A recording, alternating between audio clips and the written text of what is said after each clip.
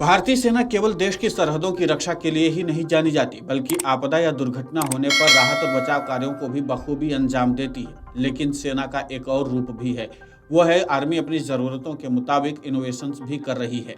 भारतीय सेना न केवल स्टार्टअप्स और इनोवेशंस को प्रोत्साहित करती है, बल्कि आर्मी के जवान खुद भी इनोवेशंस करने में जुटे हुए हैं।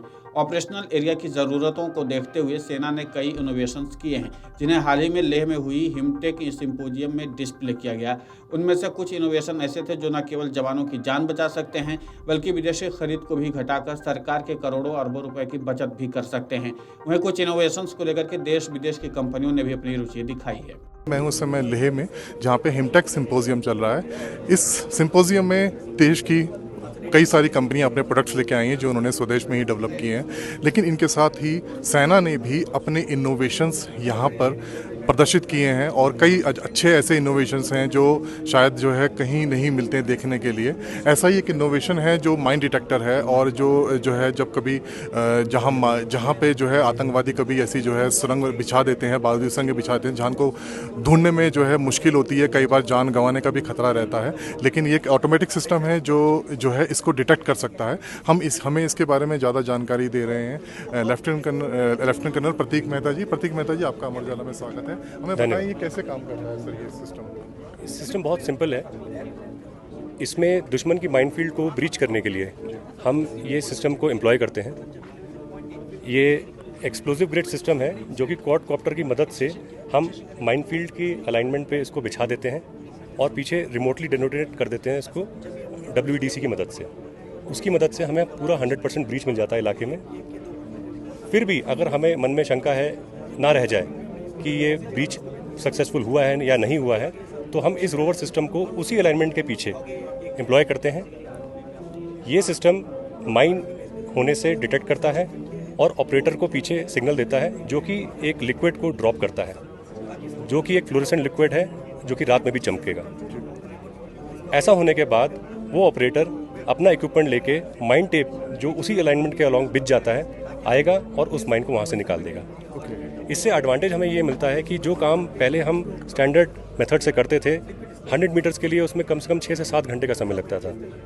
इस सिस्टम को एम्प्लॉय करने के बाद वह काम हम 1 घंटे से कम समय में कर सकते हैं और हमारी ट्रुप्स की कैजुअलिटी भी कम से कम होती है। ये सालों की मेहनत है एंड ये पिछले 2-2.5 साल में हमने इसको सिस्टम को ये आइडिया को कंसीव किया था और उसको डेवलप किया है। इस पूरे में 2.5 साल का समय, जैसा मैंने बताया, आपको लग गया।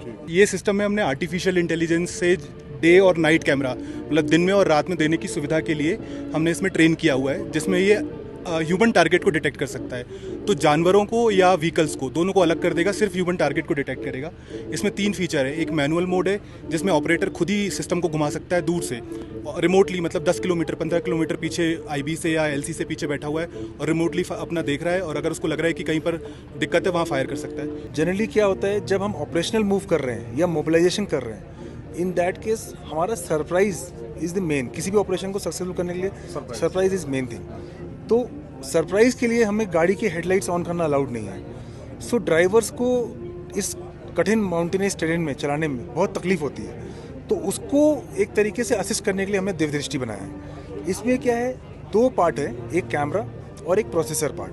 प्रोसेसर में हमने मशीन लर्निंग टेक्नोलॉजी का यूज़ किया है, जिसमें हमने 27,000 इमेजेस ऑफ रोड, जिसमें metal road, of track and ground surface, इसकी एनोटेटेड इमेजेस को लेके हमने इसको ट्रेन किया है। मॉडल ट्रेन करने का एम क्या था, क्योंकि हमको इस मॉडल को ट्रेन करके रोड की मार्किंग चाहिए थी, ताकि रात को जब गाड़ी चला रहा है ड्राइवर, उस समय रोड तो उसको दिख रही है थर्मल इमेज कैमरे में, लेकिन वो रोड मार्क नहीं हो रही। ऑफ ट्रैक में देयर आर सडन टर्न्स, कहीं एकदम से कलवट आ गया, कोई एकदम से टर्न हो गया, तो उसको मार्क करने के लिए हमने मशीन लर्निंग टेक्नोलॉजी यूज़ किया।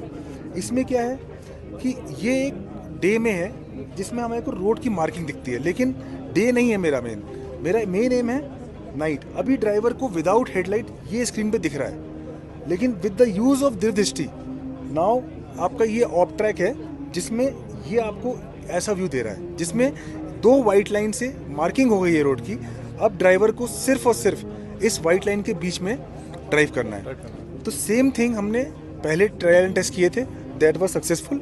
उसके अलावा हमने अब trial and test carry out किए हैं जो कि जब हमारा मूवमेंट था यहाँ नॉर्दर्न कमांड के AOR से लेह के AOR से उधमपुर के AOR में, तो वहाँ का पूरा अराउंड 250 या 300 किलोमीटर का पूरा distance has been tested and ये इक्विपमेंट बहुत ही इफेक्टिवली काम कर रहा है. This was developed on 13 March this year by my unit. Use कर रहे हैं वो चीता एयरक्राफ्ट के लिए हम ये रिंसिंग इक्विपमेंट को यूज़ कर रहे हैं, जिसको आप देख सकते हैं ये बहुत ही रूडिमेंट्री इक्विपमेंट है और इसकी रिस्ट्रिक्शंस है इसकी employability in high altitude areas and specifically where there are sub zero temperatures. तो इसमें कोई थर्मल इंसुलेशन नहीं है और एक स्पेसिफिक प्रेशर 3 बार चाहिए होता है चीता के लिए.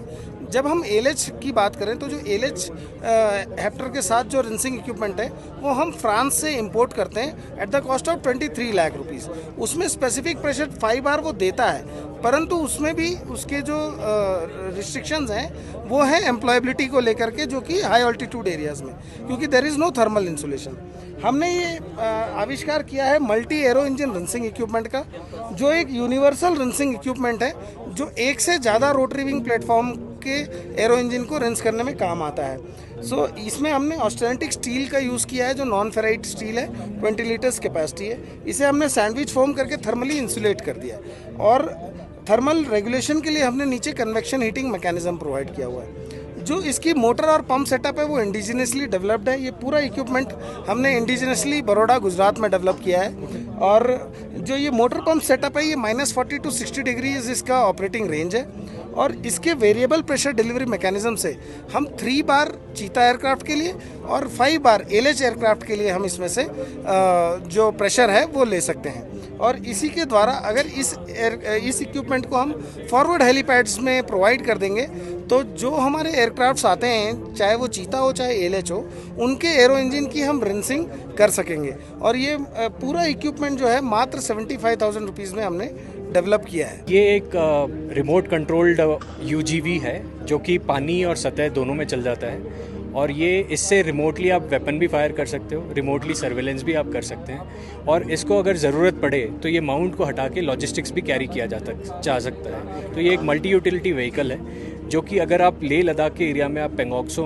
वाला ही इलाका आप देखें जहाँ पे दुश्मन आपके सामने बैठा है, तो अगर हमारे पास ऐसा कुछ होगा जो पानी और सतह दोनों में चल सकता है और मेरे ट्रुप्स को बिना एक्सपोज किए मैं अगर दुश्मन पे फायर डाल सकता हूँ, ये मेरे लिए बहुत बड़ी अचीवमेंट हो जाएगी कि मेरे बंदे रिस्क में नहीं है. तो इसलिए ये इनोवेशन किया गया है. इसको करीब 6 महीने लगा है. ये अभी भी प्रोटोटाइप स्टेज में है.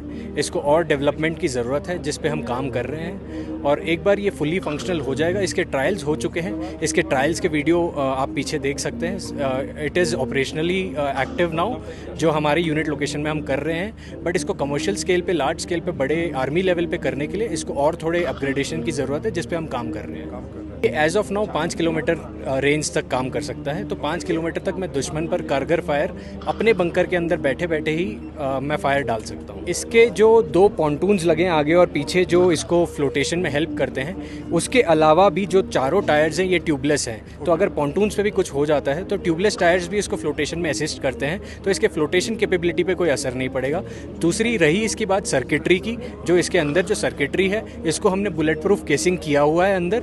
तो बाहर आपको एल्यूमिनियम 6 mm थिकनेस की शीट है, एक लेयर, और अंदर बुलेट प्रूफ केसिंग है. तो इसके सर्किटरी को कोई नुकसान नहीं होगा. तो इसके ऑपरेशनली कोई प्रॉब्लम नहीं आएगी. फील्ड टेस्ट इसका ट्रायल कैसे रहे आपके, जो है कितना? इसके फील्ड ट्रायल्स काफ़ी अच्छे रहे हैं. हमने इसको फायर करके हमारे फायरिंग रेंज में फायर करके देखा है और हमने वाटर बॉडी में भी इसको टेस्ट करके देखा है कि पानी में भी ये चल जाता है, सतह में भी चल जाता है. इसको और थोड़ा सा मॉडिफाई करके इसको ऑल टेरेन व्हीकल और मजबूत बनाने के लिए इसमें सस्पेंशंस और ऐड करने के लिए फ्यूचर अपग्रेड हम करेंगे. हिमटेक सिंपोजियम में रिमोट कंट्रोल UGV सिस्टम लेकर मेजर अनिरुद्ध नायर ने अमर उजाला को बताया कि ये मानव रहित ज़मीनी वाहन है जो एम्फीबियस कैटेगरी का है और ये ज़मीन और पानी दोनों जगहों पर चल सकता है. ये न केवल रिमोटली हथियार फायर कर सकता है बल्कि माउंट को हटाकर बतौर लॉजिस्टिक यानी सामान ढोने के लिए भी इस्तेमाल किया जा सकता है. उन्होंने बताया कि ऐसी जगहों पर आतंकी नालों और घने जंगलों की मदद से घुसपैठ करने में कामयाब रहते हैं. वहीं घने जंगलों के चलते ड्रोन या दूसरी सर्विलांस डिवाइसेज उन्हें देख पाने में नाकामयाब रहती हैं. रिमोट कंट्रोल की मदद से इस UGV पर लगी गन आतंकियों को मौत के घाट भी उतार सकती है. Video desk Amar Ujala .com. अगर आप ये वीडियो YouTube पर देख रहे हैं तो हमारे चैनल को सब्सक्राइब कर बेल आइकन दबाएं और Facebook पर देख रहे हैं तो हमारे पेज को लाइक करें। 8 मिलियन प्लस सब्सक्राइबर, आपके इस भरोसे के लिए बहुत धन्यवाद।